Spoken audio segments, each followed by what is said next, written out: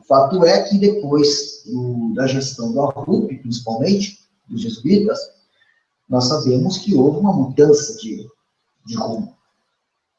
E ali, por conta de teologia da libertação e por conta de outras influências, né, que vieram na igreja a partir dos anos 70, 80, principalmente, nós vamos percebendo que dentro da igreja há hoje forças que atuam no sentido de minar a sã doutrina católica.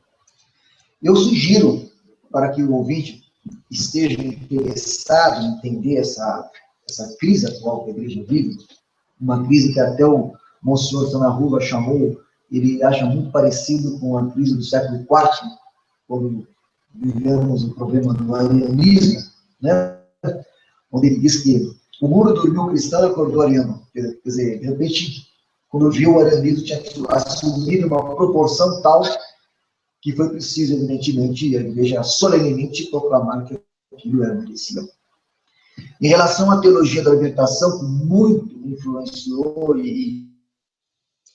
como foi fomentado por muitos jesuítas, a gente não pode se esquecer que o fundador da teologia da libertação, o Gustavo Gutierrez, é jesuíta, e foi recentemente recebido com o tapete vermelho no Vaticano, você sabe disso, né? Mas eu sugiro que, dentre vários livros que existem hoje disponíveis para entender essa realidade, eu sugiro esse livro, a leitura desse livro, o Concílio Vaticano II, escrito pelo professor Roberto Mattei. É um livro que realmente faz uma análise minuciosa do que foi discutido, do que foi debatido e do que foi votado e como foram votadas as decisões do Vaticano II. Não sei se você já teve a oportunidade de ler esse livro. Não, eu não conheço. Mas realmente... Oi? Eu não li, não conheço. Eu sugiro. Esse livro é realmente fantástico, porque ele, com maior precisão, dando nomes de bispos e cardeais, de tudo que ocorreu no da Câmara, no concílio, a atuação do cardeal Guerra, do cardeal Otaviano, toda a tensão que houve, né, no Vaticano II, principalmente daqueles bispos modernistas, né?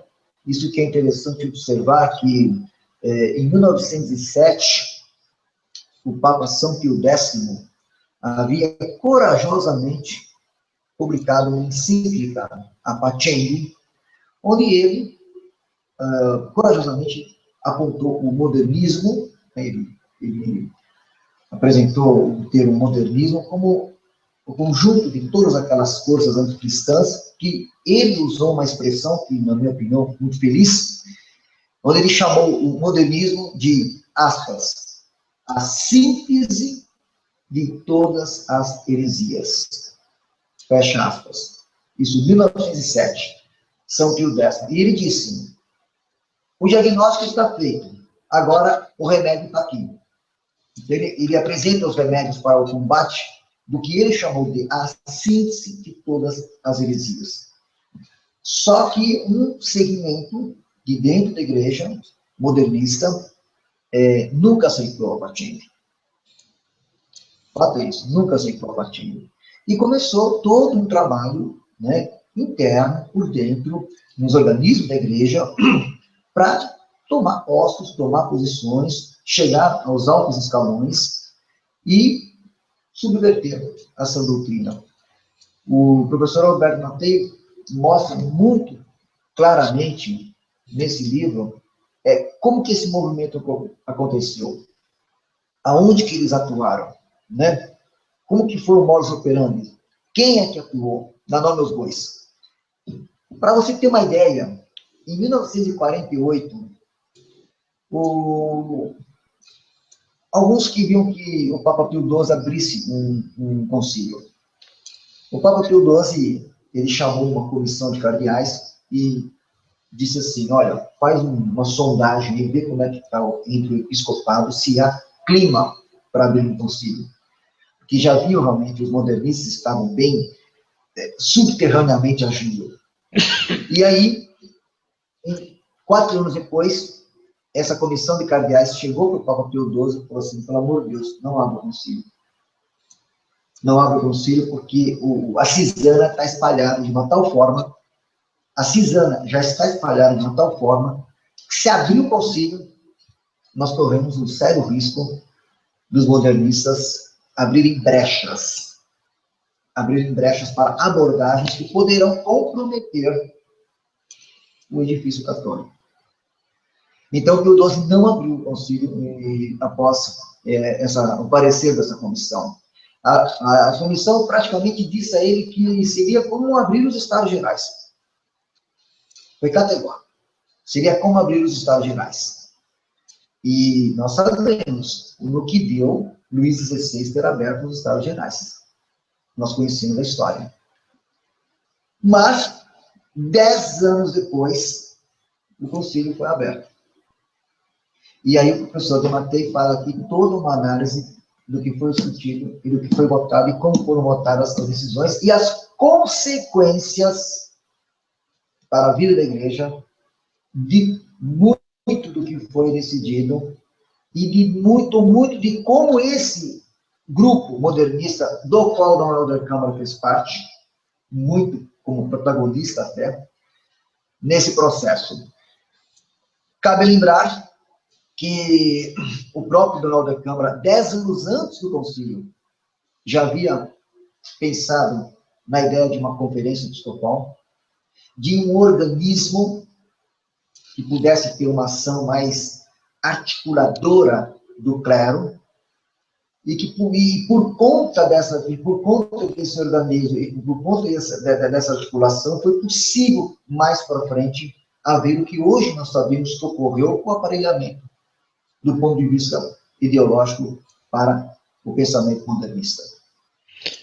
Só estudar mais a história para ver que, na época, você tinha o Dom Jaime Câmara, que era um bispo conservador, e Dom Helder Câmara, que era progressista, e Dom Jaime Câmara não foi inicialmente a favor da criação de uma conferência episcopal. E foi criada a conferência episcopal, e as consequências depois, principalmente do Vaticano II, vimos como que aos poucos ela foi sendo aparelhada ideologicamente, ao ponto de hoje ela pautar todo um programa que hoje está muito alinhado, muito próximo a muito daquilo que o próprio PT defende em seu programa político. Nós sabemos disso. Eu estive no começo do ano na Assembleia dos Bispos, no começo do ano estive na Assembleia dos Bispos, conversando com muitos deles, para alertá-los de que era temerário o apoio da CNBB a uma reforma política que favorecia o projeto político, o projeto totalitário de poder do PT. Então, estivemos no começo do ano para isso. Porque, dentre tantas reformas políticas que estavam no Congresso Nacional no começo desse ano, justamente aquela proposta de reforma política que favorece o projeto de poder do PT no Fórum de São Paulo era o que a CNBB não só apoiava, como encabeçava. Você se lembra disso? Houve essa discussão no começo do ano. Então, a consequência que vimos ao longo desse processo foi de que, de fato, e é fato, muitas das conferências episcopais estão hoje aparelhadas ideologicamente.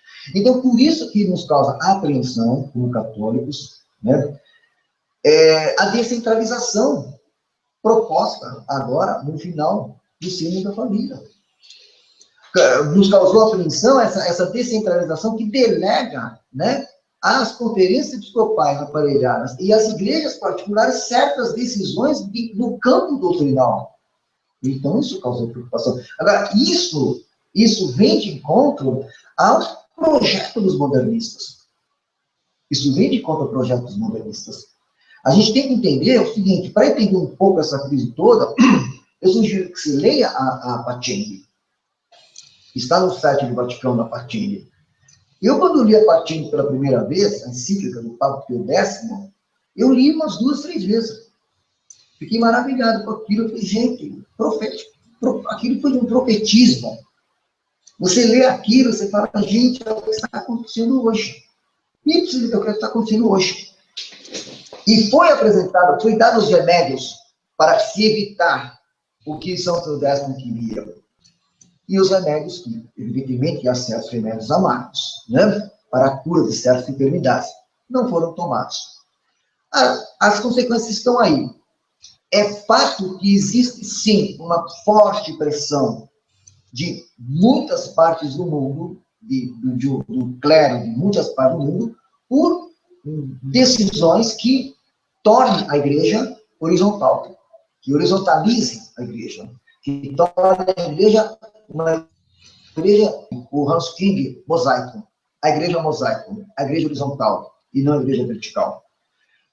Essa pressão, por exemplo, na Alemanha, você tem petições de muitos padres e bispos, já no tempo de Bento XVI, tá certo?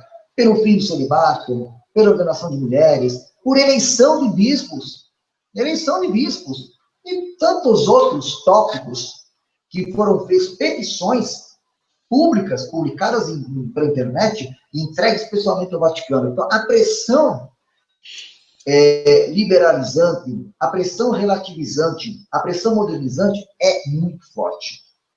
Agora, por outro lado, o que eu vejo para encerrar essa rápida reflexão é que existe a resistência dos setores conservadores e a igreja sempre, a verdadeira igreja de Cristo, a igreja anunciada, fundada por nosso Senhor Jesus Cristo, ele próprio diz, é sinal de contradição. É sinal de contradição. Então, mesmo dentro da igreja, em meio a essa atual tensão, a crise aguda que nós estamos vivendo, existe dentro da igreja setores comprometidos com a sã doutrina. E são esses setores comprometidos com a sã doutrina que nós estamos comprometidos, apoiamos, trabalhamos, rezamos e pedimos a Deus que possamos salvaguardar aquilo que foi ensinado, anunciado, vivido e testemunhado por nosso Senhor Jesus Cristo, que foi a cruz, passou pela cruz para viver o que precisava se viver para a nossa salvação.